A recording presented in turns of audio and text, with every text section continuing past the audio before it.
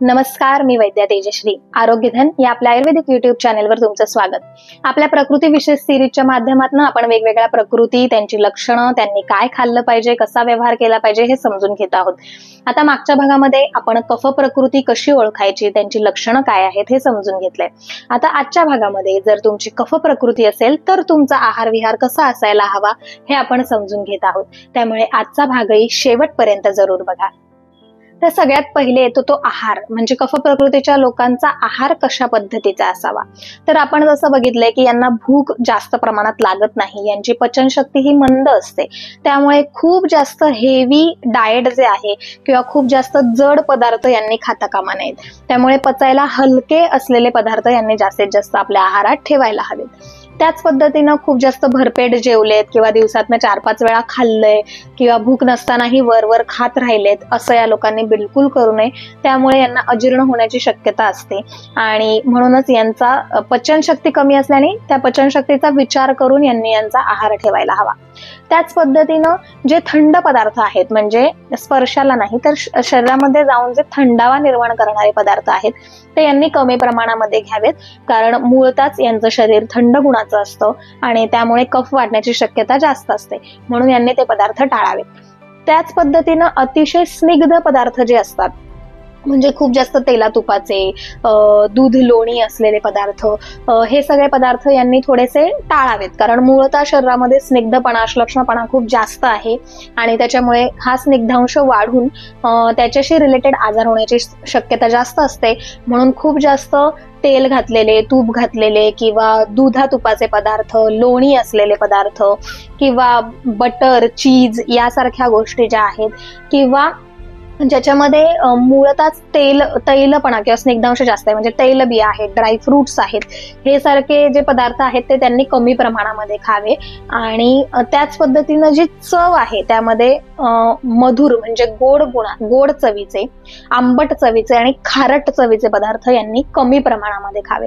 यांना गोड पदार्थाची आवड असते, गोड खाण्याची यांना खूप आवड असते, पण तरीही यांनी कंट्रोल करून गोड पदार्थ किंवा आंबट आणि खारट पदार्थ शक्यतो खाणं टाळावं. कारण मूळतःच शरीरामध्ये माधुर्य जास्त असतं आणि त्यामुळे ज्यावेळेस आपण असे पदार्थ जास्त प्रमाणात खातो तर मग त्यावेळेस त्यांना त्या रिलेटेड कफ वाढून त्या पद्धतीचे आजार होण्याची शक्यता असते. मग यांनी कशा पद्धतीचा आहार ठेवावा, तर सगळ्यात पहिले जसं म्हटलं की पचायला हलका असलेला आहार घ्यावा. त्यानंतर स्निग्ध न घेता रुक्ष आहार घ्यावा. म्हणजे जसं की वरण भात आहे त्याच्यापेक्षा यांना भाकरी भाजी ही जास्त फायदेशीर ठरू शकते. भाकरी किंवा तृणधान्य जी आहेत आपली, म्हणजे ज्वारी आहे, बाजरी आहे, नाचणी आहे किंवा राजगिरा, वरी सारखे जे पदार्थ आहेत ते थोडेसे वृक्ष असतात, म्हणजे स्निग्धांश त्यामध्ये कमी असतो. आणि ज्या वेळेस गहू आहे किंवा तांदूळ आहे, ही धान्य जी आहेत त्यांच्यामध्ये स्निग्धपणा थोडा जास्त असतो, गव्हामध्ये तो जास्तच असतो. त्यामुळे पोळी खाण्यापेक्षा या लोकांनी भाकरी प्रेफर करावी. मग नाचणीची असेल, ज्वारीची असेल, बाजरीची असेल, यापैकी कुठलीही भाकरी सीझननुसार यांनी खाण्याकडे कल ठेवावा. आता हे भात, भाकरी, पोळी यांचे वेगवेगळे गुणधर्म आणि ते कोणी कधी कसे खावे याबद्दलचे सविस्तर व्हिडिओ आपण ऑलरेडी केलेले आहेत, तेही तुम्ही डिटेलमध्ये बघू शकता आणि तुमच्यासाठी योग्य गोष्ट कुठली, योग्य धान्य कुठलं ते तुम्ही त्यामध्ये पाहू शकता. तर अशा पद्धतीने थोडंसं वृक्ष आहार जो आहे तो यांनी ठेवायला हवा. वेगवेगळ्या प्रकारच्या चटण्या असतील किंवा ताक असेल किंवा तोंडी लावणे असतील, हे यांच्या आहारामध्ये नियमितपणे असायला हवे. त्याच पद्धतीनं चवींचा विचार केला तर कडू चवीचे, त्यानंतर तुरट चवीचे पदार्थ आणि तिखट चवीचे पदार्थ, थोडेसे स्पायसी असे जे पदार्थ आहेत, मसाल्यांचे पदार्थ जे आहेत ते यांच्या आहारामध्ये जास्त असले तरी चालू शकतं. त्यामुळे त्या पद्धतीचा आहार या लोकांनी ठेवायला हवा. कफ प्रकृतीच्या लोकांनी फलाहार घ्यायचं जर ठरवलं तर फळं जी आपण बघतो की शक्यतो गोड आंबट स्वभावाची, थंड गुणाची असतात, कफ वाढवणारी असतात. त्यामुळे यांनी फळं खाताना थोडं जपून खाल्लं पाहिजे.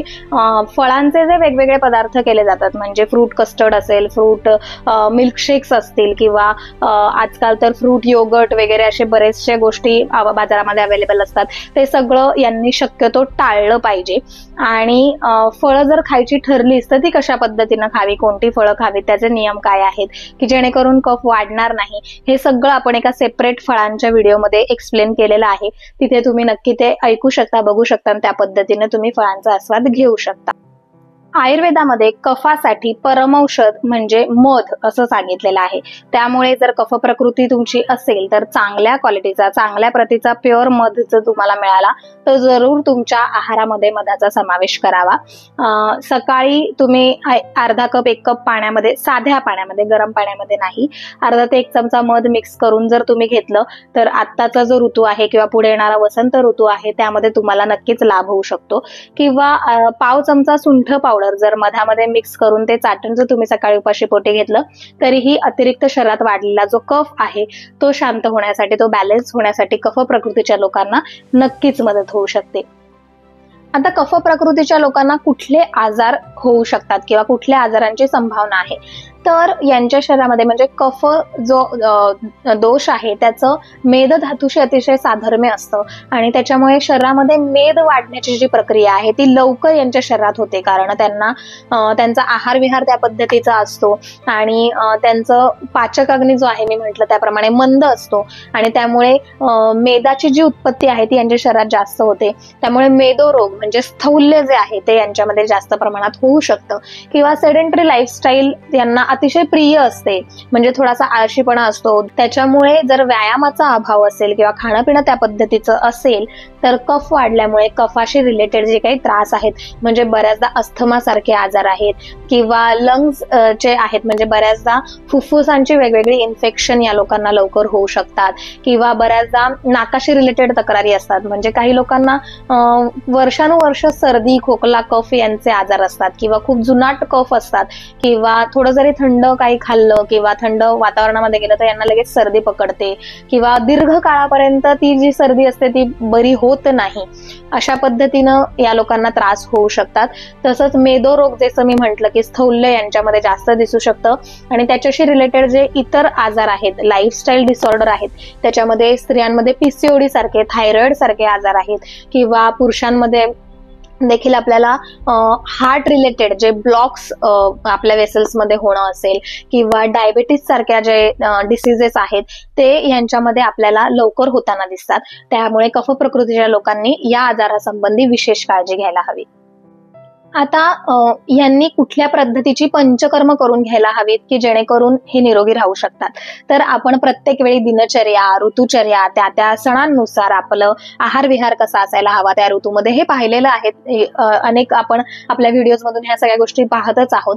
त्या पद्धतीनं कफ प्रकोपाचा जो काळ आहे, म्हणजे आता येणारा जो वसंत ऋतू आहे त्यामध्ये कफाचा प्रकोप होत असतो आणि कफाशी रिलेटेड वेगवेगळे आजार या काळामध्ये वाढताना आपल्याला दिसतात. त्यामुळे वसंतामध्ये, वसंत ऋतूमध्ये वासंतिक वमन म्हणजे वमन हे जे पंचकर्माचा प्रकार आहे तो या कफ प्रकृतीच्या लोकांसाठी अतिशय फलदायी असतो. वमन म्हणजे विशिष्ट पद्धतीनं तुम्हाला औषधी देऊन त्याच्यानुसार तुमचं उलट्या तुम्हाला आणल्या जातात आणि त्या उलट्यांमधून तुमच्या शरीरातला जो हा खराब कफ आहे तो बाहेर काढला जातो. याबद्दलचं पंचकर्माबद्दलचा वेगळा विशेष व्हिडिओ आपण केलेला आहे, त्यामध्ये तुम्हाला डिटेल माहिती त्या गोष्टीची मिळू शकते. तर वमन हे जे पंचकर्म आहे ते त्यांच्यासाठी अतिशय फलदायी आहे. त्याच पद्धतीनं नस्य म्हणून जो प्रकार आहे, म्हणजे जसं मी म्हटलं की श्वसन संस्थेशी रिलेटेड आजार या लोकांना जास्त होतात, लवकर होतात. त्यामुळे असे जर आजार असतील तर नस्य हा जो प्रकार आहे म्हणजे नाकावाटे औषध सोडणं, मग त्यामध्ये वेगवेगळी तेलं असतात किंवा वेगवेगळ्या चूर्णांचा वापर देखील केला जातो. तर यांचा वापर करून, नस्याचा वापर करून यांचे आजार आपल्याला आटोक्यात आणता येऊ शकतात, यांना निरोगी ठेवता येऊ शकतं. त्याच पद्धतीनं आंघोळीच्या आधी जर त्रिफळा पावडर आहे किंवा अनेक वैद्यांकडे आपल्याला उटणं उपलब्ध होतं, म्हणजे जे आपण दिवाळीमध्ये लावतो, तर ते उटणं संपूर्ण अंगाला घासून लावणं आणि त्यानंतर आंघोळ जर या लोकांनी गरम पाण्याने केली तर त्वचेच्या खालचा किंवा शरीरामधला जो अतिरिक्त कफ आहे, अतिरिक्त मेद आहे, तो कमी होण्यासाठी यांना मदत होऊ शकते. त्यामुळे फक्त दिवाळीपुरतं नाही तर इतरही वेळी आठवड्यातनं जेवढ्यांदा पॉसिबल होईल तेवढ्या वेळेस या लोकांनी उटणं लावून, ज्याला आयुर्वेदामध्ये उद्वर्तन म्हटलं जातं, तर उटणं लावून त्या पद्धतीनं यांनी आंघोळ जी आहे ती करणं महत्वाचं ठरतं. आता कफ प्रकृतीच्या लोकांचा आहार झाला, त्यांचा आता विहार कसा असावा हे आपण बघूया. विहार म्हणजे आचरण, त्यांचं डेली रुटीन कसं असायला हवं. तर सगळ्यात महत्वाचं जे आहे ते कफ प्रकृतीच्या लोकांनी व्यायाम करणं हे अतिशय जास्त महत्वाचं आहे. त्यांच्या शरीराचं बल हे अतिशय चांगल्या पद्धतीनं असतं, त्यांना जास्त हेवी एक्सरसाइजेस झेपू शकतात. त्यामुळे त्यांनी जरूर व्यायामाचा समावेश आपल्या दिनचर्येमध्ये केला पाहिजे. कारण आपण कफाचे जे गुण पाहिले आहेत की म्हणजे मंदपणा असेल किंवा शांतपणा असेल किंवा त्याच्यामुळे होणारा जो मंदाग्नी आहे, तर किंवा शरीरामध्ये वाढणारा जो कफासोबतचा मेद आहे तो कमी होण्यासाठी, बॅलन्स्ड राहण्यासाठी यांना व्यायामाची नितांत आवश्यकता असते. त्यामुळे हेवी एक्सरसाइजेस ही लोक जरूर करू शकतात आणि यांनी व्यायाम नक्की करायला हवा. त्याच पद्धतीनं यांनी जी गोष्ट टाळायला हवी ती म्हणजे दिवास्वाप, म्हणजे दिवसा झोपणं यांनी अतिशय कटाक्षाने टाळायला हवं किंवा जेवणानंतर लगेच झोपणं हे यांनी टाळायला हवं. कारण यांना जसं आपण बघितलं की थोडेसे झोपाळू असतात, ही लोक निद्राळू असतात, यांना खूप झोप येते, पण ती त्यांनी दिवसा कंट्रोल करायला हवी आणि जेवल्यानंतर लगेच किंवा दिवसभरामध्ये झोपणं हे या लोकांनी टाळायला हवं.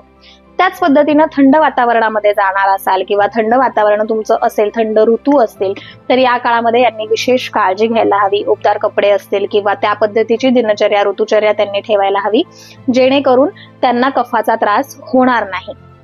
तसंच आहारामध्ये एक गोष्ट राहिली ती म्हणजे तांबूल सेवन या लोकांसाठी खूप फायदेशीर ठरतं. म्हणजे जे पूर्वी आपल्याकडे विडा दिला जायचा जेवणानंतर किंवा आपण अनेक पूजांमध्ये देखील नैवेद्यानंतर देवाला विडा ठेवतो, तर तो जो विडा केला जातो, पारंपरिक पद्धतीने जो विडा केला जातो, तो विडा या लोकांसाठी अतिशय फायदेशीर ठरतो. म्हणून मधून अधून किंवा जो कफाचा काळ आहे त्या काळामध्ये जर हेवी जेवण झालं असेल, गोडाचं जेवण झालं असेल, तर कफ प्रकृतीच्या लोकांनी नक्की जो विडा आहे तो आपल्या आहारामध्ये किंवा जेवणानंतर त्यांनी जरूर तांबूल सेवन करावं. तर अशा प्रकारे गेल्या अनेक भागांपासून आपण आयुर्वेदिक दृष्ट्या प्रकृती म्हणजे काय असतं, ती कशी ओळखायची असते, वात पित्त कफ या प्रकृती म्हणजे नेमकं काय, त्या लोकांनी कसं आहार विहार ठेवायला हवा, हे सगळं सविस्तरपणे समजून घेतलेलं आहे. तुमच्या याबाबत काही शंका असतील तर कमेंट बॉक्समध्ये नक्की विचारा. भेटूया पुढच्या एपिसोडमध्ये एका नवीन आयुर्वेदिक विषयासोबत. तोपर्यंत निरोगी राहा, आयुर्वेद अंगीकारा. नमस्कार.